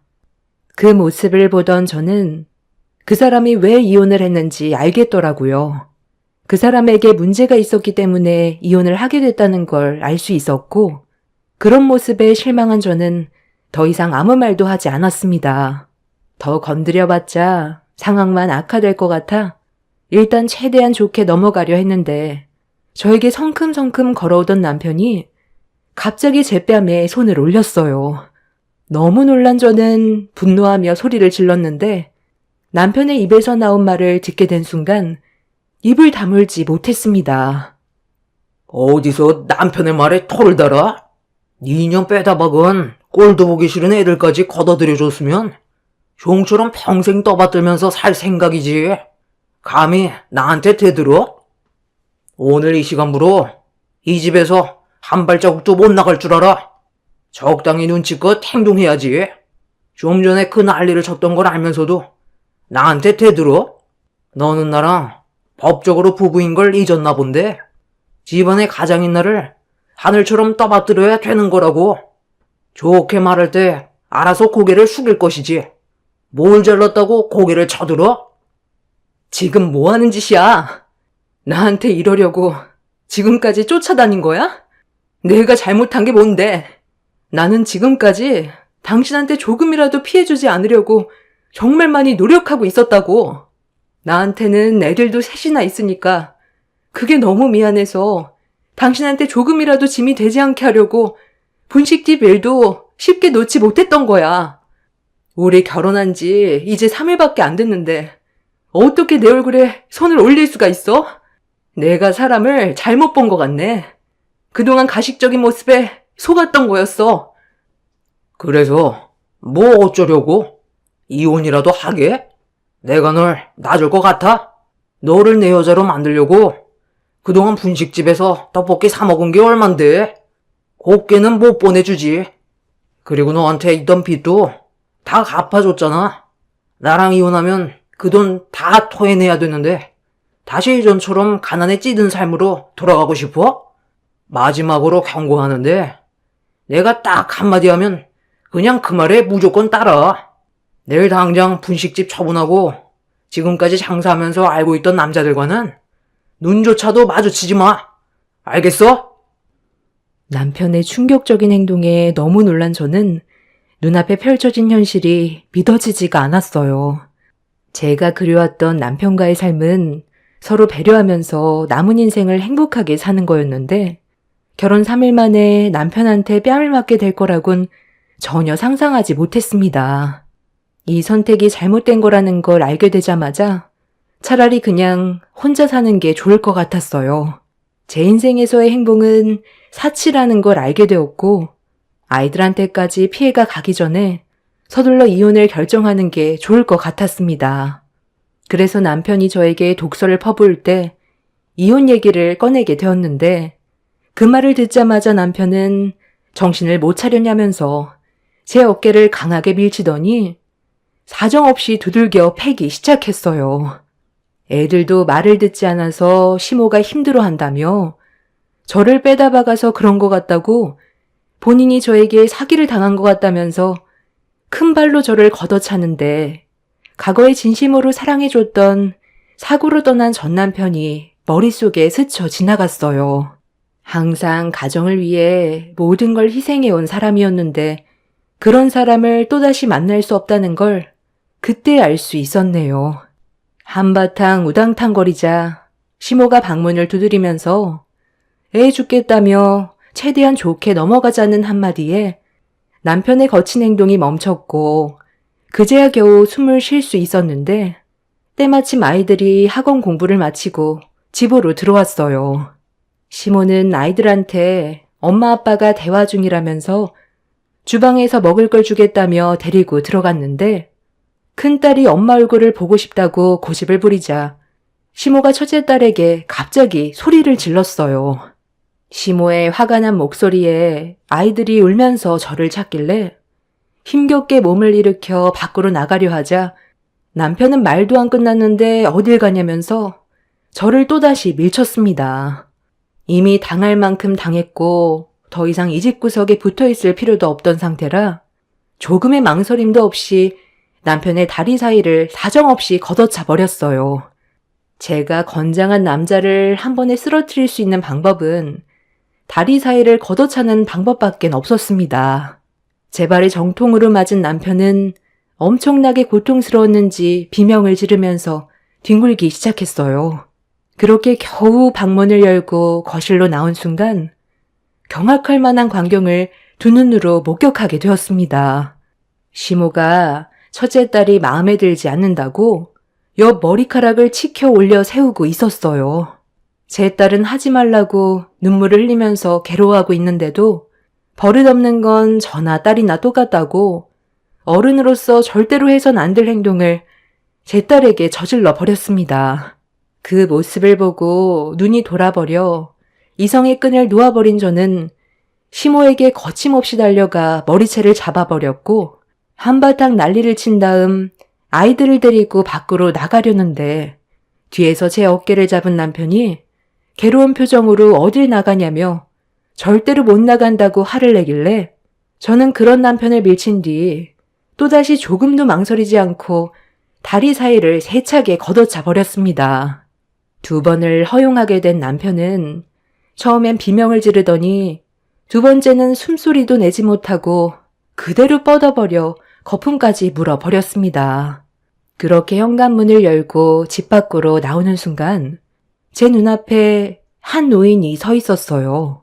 처음 본 사람이었는데 저와 잠깐 동안 마주치는 사이 뒤에서 시모가 자기 아들한테 발길질했다고 저를 가만두지 않겠다며 달려오는데 그 모습이 너무 무서워서 급하게 문 앞에 서 있던 노인에게 저와 아이들을 지켜달라며 부탁을 했어요. 그런데 그 노인분의 입에서 나온 한마디가 저를 얼어붙게 만들었고 그런 저를 바라본 그 노인은 잘 찾아온 것 같다면서 달려오는 시모를 붙잡아 사정없이 바닥으로 패대기쳐 버렸습니다. 제 앞에 서 있던 노인은 다름 아닌 전 남편의 아버님이었어요. 미국에 계시다고 들었는데 갑자기 제 앞에 나타나 전 남편의 이름을 입 밖으로 꺼냈을 때 너무 놀랐었고 저와 아이들을 진심으로 지켜줄 수 있는 분이 나타났다는 거에 참았던 눈물이 왈칵 쏟아져 버렸습니다. 남편은 저와 아이들을 가만두지 않겠다고 힘겹게 몸을 일으켜 골프채를 들어 휘두르면서 다가오자 전시부는 내 살부채한테 뭐 하는 거냐면서 휘두르는 골프채를 잡아 빼서 들더니 남편의 엉덩이를 사정없이 후려쳤어요. 전시부는 모든 걸 법대로 진행하겠다면서 저와 아이들을 데리고 차에 올려 태웠습니다. 처음 얼굴을 보게 된 전시부는 전 남편의 사진을 보여주면서 말을 이어나가셨어요. 그리고 그 말을 듣게 된 저는 엄청난 충격을 받게 되었습니다. 전시부가 전 남편을 찾아온 이유는 전시부의 몸에 치료받기 힘들 만큼 큰 병이 걸려서 주변 정리를 끝내고 전 남편의 얼굴을 보려고 했다가 사망 소식을 접하게 됐다는 소식에 저를 찾아온 거였어요. 과거에 큰 사고가 있었다. 그 일 때문에 내 아들과 인연이 끊어지게 되었지. 나를 많이 원망했던 것 같아. 한 번의 실수로 인수 엄마는 끝내 살아 돌아오지 못했으니까 나는 우리 가족 셋을 살리려고 했었는데 나 혼자서는 역부족이었어. 전부 내 잘못이었지. 오래간만에 떠난 여행이 즐거웠었고 기분이 들떴던 나는 외식을 할 때 반주로 술을 약간 마셨었는데 추운 겨울날 히터를 틀고 집으로 돌아가던 도중 졸음이 쏟아졌고 잠깐 정신을 잃었을 땐 이미 반대편에서 오는 차량과 충돌 사고가 나버린 뒤였지. 너무 큰 충격을 받았던 나는 힘겹게 내 아들과 집사람을 차에서 빼내려 했는데 아들은 구출을 했지만 집사람이 차량에 발이 끼어서 나오지 못하고 있었던 거야. 온 힘을 다해 빼내려 했었는데 갑자기 차에 불이 붙게 되면서 빠져나오지 못한 인수 엄마는 결국 내 실수로 엄청난 고통과 함께 세상을 떠나게 된 거였어. 해외에서 근무를 하던 나는 오래간만에 가족들과 즐거운 시간을 보내려 했던 것 뿐이었는데 한 잔의 술이 되돌릴 수 없는 결과를 가져왔던 거였지. 아들은 그때부터 나를 원망했고 미국으로 떠날 수밖에 없던 상황이라 아내의 장례를 마친 뒤 아들을 데리고 가려 했는데 나와 함께 하려 하지 않았어. 계속 설득을 했지만 나를 원망하던 아들의 마음을 되돌릴 순 없었지. 결국 나 혼자 미국으로 떠나야만 했고 서로 연락을 끊고 살게 되었는데 세월이 지날수록 내 아들이 어떻게 살고 있는지 너무 궁금해서 미국에서 하던 일을 전부 다 정리하고 한국으로 돌아오려고 준비를 하고 있었는데 그날따라 배가 너무 아프더라고. 그래서 병원에서 검사를 받아봤더니 대장암 4기라네. 살 날이 얼마 남지 않았다는 말을 들었을 때 하늘이 무너져 내렸고 하루빨리 아들을 봐야 할 것 같아 한국으로 귀국했는데 내 아들이 사망했다는 소식을 접하게 된 거야. 그리고 내 아들이 결혼을 했다는 것도 알게 되었고 수소문 끝에 내 아들과 함께 살아왔던 며느리가 어디에서 살고 있는지 알 수 있었는데 이런 힘든 삶을 보낼 거라곤 정말 상상도 못했었다. 이 모든 게 내 잘못으로 인해 시작된 거라 너무 미안하구나. 너희들한테 조금만 일찍 찾아왔다면 이런 불행을 막을 수도 있었을 텐데 내가 며느리 너를 볼 면목이 없다. 전 시부의 과거를 듣고 난 이후 남편이 왜 전 시부를 원망했는지 이해할 수 있겠더라고요. 전 시부는 제가 어떻게 살아왔는지를 전부 듣게 되었고 그렇게 힘든 삶을 살아오면서 재혼을 했다가 문제가 생긴 것까지 전부 다 설명을 하게 되었습니다. 전 시부는 어려움이 있는 저를 도와주겠다며 현재의 남편과 이혼을 하기 위해 법적 소송을 같이 준비해 줬어요. 그리고 전 시부의 도움으로 저는 이혼을 하게 되었고 혼인 취소까지 받을 수 있었습니다. 혼인 당시 당사자 일방에 부부 생활을 계속할 수 없는 악질적인 중대한 사유가 있음에도 그런 모습을 숨기고 결혼을 했기 때문에 어렵지 않게 해결을 할 수가 있었어요. 그리고 지금 현재 병원에 입원한 전 시부 옆에서 병간호를 해드리고 있습니다. 남편과 함께 사는 동안 어떤 삶을 살아왔는지에 대해 많이 궁금하다고 말동무나 해달라면서 아들을 그리워하셨어요. 그리고 전 시부는 저와 손녀딸들이 앞으로 남은 인생 행복하게 살았으면 좋겠다고 그동안 모아놓으셨던 재산을 저에게 전부 다 주셨습니다. 의사는 시부가 앞으로 길어야 1년도 안 남았다고 했었는데 마음이 너무 안 좋습니다. 아들에 대한 그리움 때문에 미국 생활을 청산하고 아들을 보러 왔는데 이미 그 사람은 이 세상에 없는 사람이었으니까요. 그동안 미국에서 홀로 살아오면서 많이 외로웠다고 했는데 살아계신 동안 제가 옆에서 지켜드리면서 외롭지 않은 시간을 함께 보내드리려고요. 그래도 시부가 저를 찾지 않았다면 지금도 힘든 삶을 살고 있었을 텐데 시부 덕분에 제 아이들과 다시 새로운 삶을 시작할 수 있게 된 것만도 감사하게 생각하고 있어요. 시부의 건강이 안 좋은 건 안타까운 일이지만 저도 아이들의 앞날을 생각해야 되기 때문에 언제까지 우울해하지 않으려고요. 행복한 생각만 하면서 시부의 마지막 길도 웃으면서 떠날 수 있게 좋게 마무리해 드리려 합니다. 제 사연 들어주신 분들 감사합니다.